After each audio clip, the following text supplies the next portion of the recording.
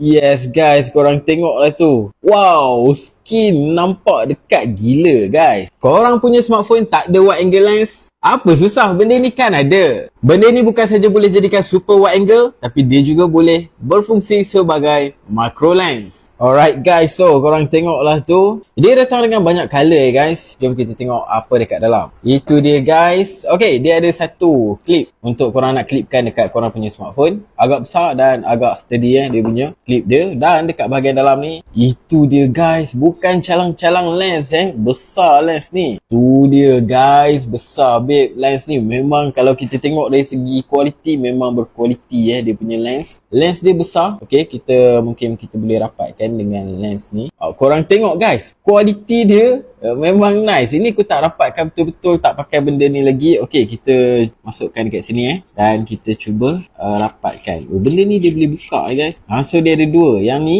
makro korang tengok tu, dan ini pula adalah wide angle lens. Serius lah, benda ni memang berkualiti kot. Okay, kita test pakai wide angle dulu Korang tengok lah guys. Wow. Tapi korang tengok tempat yang aku duduk ni dah jadi wide. Seriously dah jadi wide. So kualiti untuk wide angle dia memang cun guys. Okay, kita keluarkan dan kita pasang makro je guys. Sebab aku tengok makro dia memang padu. Itu dia guys, ini adalah makro. Okay, jom kita tengok. Kita gunakan ladder tadi ni. Dekat gila guys. Wow. Korang tengok lah tu, detail dekat duit pun nampak sebiji-sebiji babe. Seriously guys, power gila dia punya lens. Nak tengok aku shoot gambar-gambar menggunakan lens ni? Komen dekat sini.